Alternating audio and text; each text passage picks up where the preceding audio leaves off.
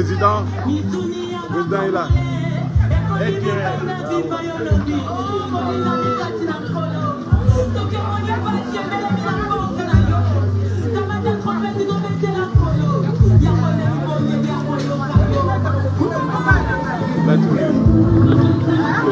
Président Fali Poupa aye kolela na biso elongo aye kolela moko kati na bango. Président aye kolela Jerry Kafuba kaka ndenge lelaka aye ko présenter ma condoléance d'ailleurs na moto na ye Saint-Valois Paris 16e.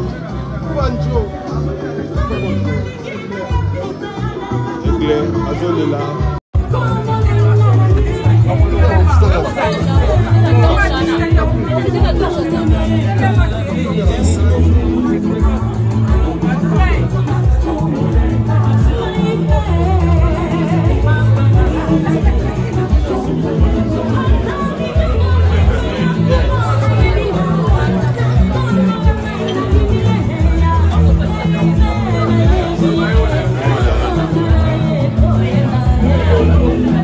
balobito lela na batu bazolela quoi. Fali Poupa mwana bandala tongo aye po apartager mao na barranger na nyonso na bakistar ni nyonso mais aye abosani quartier te abosani famille te. Donc voilà quoi, merci Fali Poupa.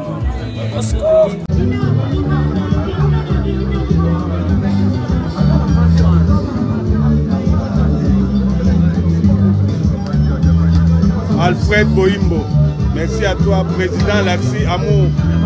Alfred Boimbo, président Laxi qui est à Bandalungwa. Azori Pota Makila na yomoni Bandalungwe Kwei. Tolelana. Bandale Kendara Bongo.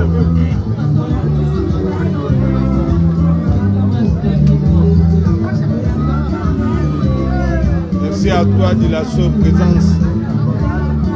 Merci Paris 16e Saint-Valois.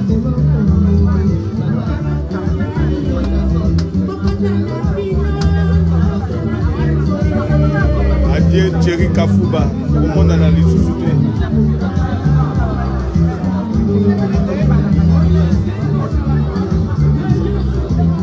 Massoudi, toujours na pointe. Bureau au Tikalara, bureau Sanjarate, fidèle na The King, Massoudi Yohana Zawana, toujours fidèle à mon compte.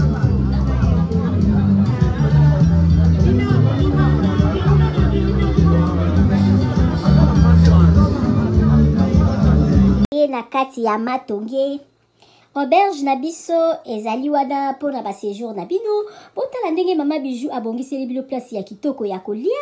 Place na biso ya détente toza na malewa oyo tolambaka kitoko na kati mama Nadine azozela bino. Botala tokoti na appartement numéro 5 oyo mama Bijou alobaka chambre ya pamba. Chambre ya pamba na biso toza na douche, debout ya propre, toza na lit à 2 personnes, toza na climatiseur, tokoti na appartement numéro 3 oyo pe lisusu ezali kaka chambre ya pamba.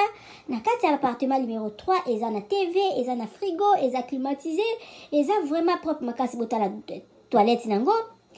Appartement numéro 5 oyo tokotaki liboso bomoni sikoyo tokoti na kati ya salon oyo tobenga yango appartement numéro 6. Appartement numéro 6 oyo ekomaka 2 chambres na appartement numéro 5. Bota la cuisine na biso ndenge eza kitoko. Toza na ba chambre salon cuisine, toza na chambre salon cuisine, toza na 2 chambres salon cuisine, toza pe na ba chambre simple. Bota la place tobongisi pona koya kosala mwa repo ba pa ya koya kovanda. Bota la appartement na biso ndenge eza kitoko. Appartement numéro 1 oyo tokoti na kati ezali appartement moko, donc eza na rez-de-chaussée, eza na $40 par jour. Soko koya ko umela mama Bijou alobi ko banga te, mama Bijou sololaka na ye kitoko. Botala appartement na biso ndenge eza kitoko. Botali toza na salle à manger, botali bakiti na biso ndenge ezali propre, botali cuisine na biso ndenge eza kitoko, ndako na biso eza kitoko, sécurité eza assurée. Mama Bijou alobi benga ngai okozala jamais d'ici. Botala ndenge mama Bijou abongiseli bino ba appartement na biso. Mama Bijou alobi mbangu de pe malembe tokokoma. Botala mosala na biso ndenge ezotambola kitoko. Mama Bijou alobi toza na problème ya maïté, toza na problème ya courant te, toza na départ unique, toza na groupe. Appartement na yo, appartement na biso tobandi à partir ya $15 $15 seulement ozwi chambre na yo ya kolala ya bien. Soki pe okoya kowumela koleka ba 3 mois chambre wana ya $15 tozwaka yango kaka na $10 balobi ya boye bozwi wapi soki kaka epa na biso na matonge na Irebu A37 te. Mama Bijou alobi solution eza epa na biso. Aboye nanu ezala te. Tosaleli bino boutique na kati ya auberge. Mama Bijou alobi asali boutique na ye na kati ya auberge. Okoki kozala na posa ya komela vin, okozwa vin na kati. Obosalaki mwa deodorant na yo na poto, okomona deodorant na yo na kati ya auberge na biso. Mama Bijou alobi obosanaki kado, kobanga na yo te. Mama Bijou azweli bino solution na kati ya auberge na biso. Oyo eza na matonge na Irebu A37, botala ba ombia, botala ba savon, ya ombia ya mbuma, ya ombia ya mai, botala Mama Bijou atie ba maquillage, na tie ba anti-age. Mama Bijou alobi kobongisa loposo, eza place mosusu te kaka na matonge na Irebu A37. Olingi sombela mutu mwa montre ya kopesa mutu kado okozwa na kati ya auberge na biso na boutique na biso oyo eza na matonge na Irebu A37. Mama Bijou alobi biso nde makambo tala toza na ba maquillage, toza na ba dentifrice, okoki kobosana dentifrice na poto okozwa epa na biso. Biso tozali na ba papier mouchoir oyo ya original euti en direct na Allemagne. Botala toza même na ba bande hygiénique. Mama Bijou alobi boutique na biso nde makambo. Boutique na biso eza na matonge na Irebu A37. Okoki kobosana na yo chargeur na yo na poto kobanga na yo te. Mama Bijou atie tina ba chargeur pona ko charger téléphone. Mama Bijou akanisi bino na nyonso. Toza na ba coton-tige, toza na nyonso na nyonso. Okoki kobosana eloko na poto kobanga te.